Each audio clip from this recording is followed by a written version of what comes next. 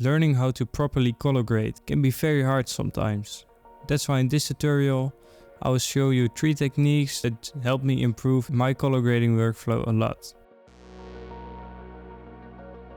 First thing I'm gonna do is make sure I have set the right project settings. To do this, I would change the output color space to Rec 709A and the timeline color space to DaVinci White Gamut Intermediate.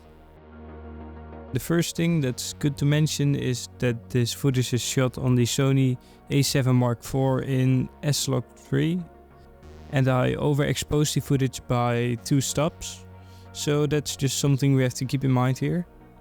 Let's start by creating a node and adding the color space transform on top.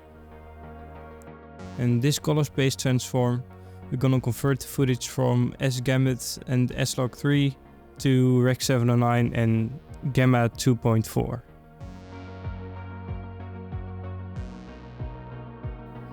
Let's create another node and just add a CST. Here we go from Rec 709 Gamma 2.4 to Cineon Film Log and Rec 709.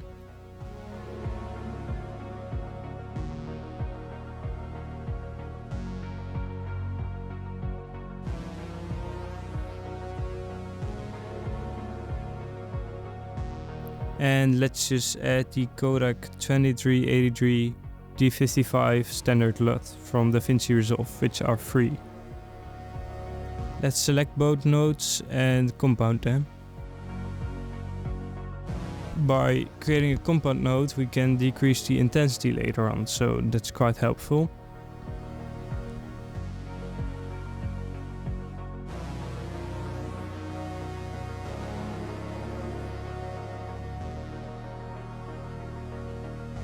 First, as this footage is overexposed, we need to correct the offset and just drag it down.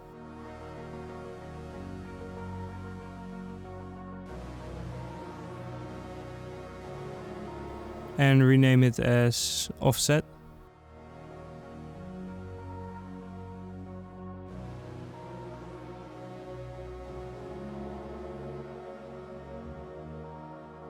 Then we'll create our look. For that we're gonna drag down the gain and up the gamma. That's a little trick you can always use to make it look less digital. Just lower the gain and increase the gamma.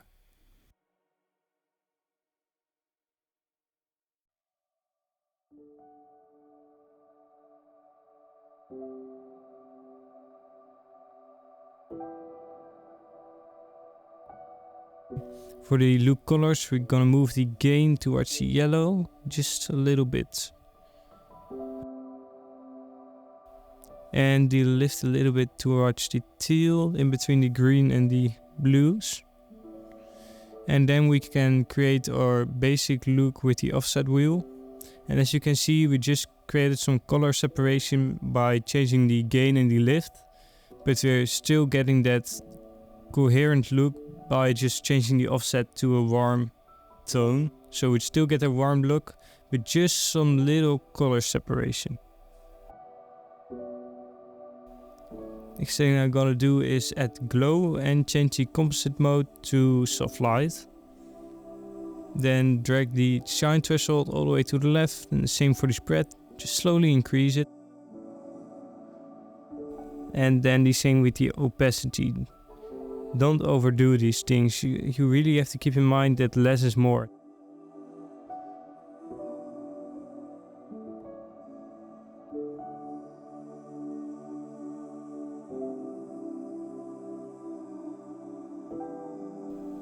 Then we're gonna create a node by pressing Option S again. Label it as Hue versus Hue.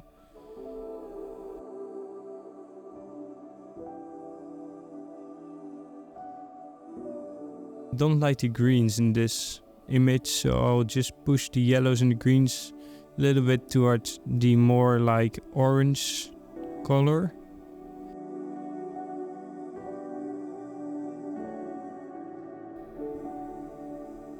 Then just create an S-curve. To do that, just go to your curves and click on the editable splines. Then drag up the shadows and create the kind of S curve at the bottom.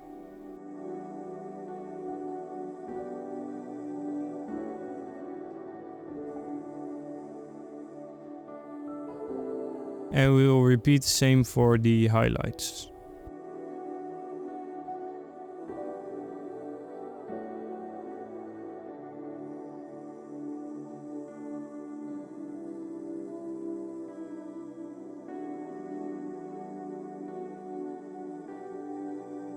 Then I would just decrease the intensity, and when I have an image that looks not contrasty enough, I can just increase it again. Then we go to the masking section, and on these nodes we'll just get the viewer's attention to the point we want the viewer's attention to be.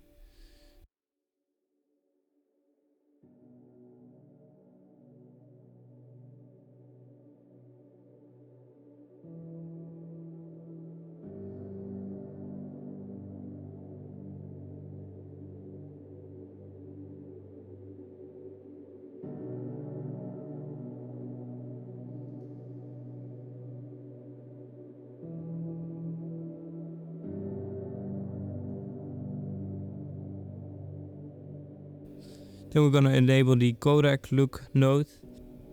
Just decrease the intensity as it's looking a bit too heavy right now.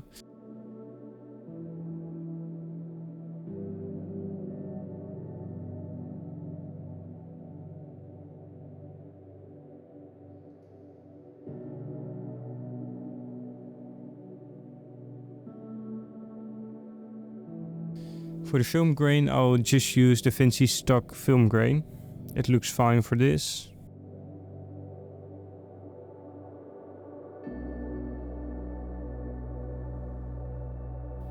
And for the halation, we'll do the same and just use the built-in halation effect from DaVinci.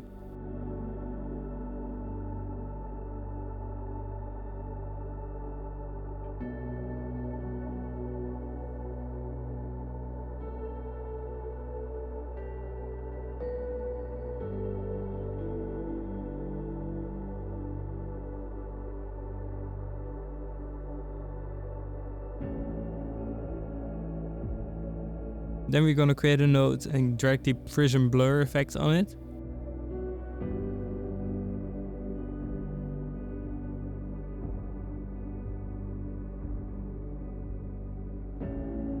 Gonna get rid of the blur strength, pull the aberration strength all the way up, and just slowly increase the aberration distance. And then we're gonna just feather it out and mask it out. Make sure the aberration is on the outside of the frame, so just invert the mask.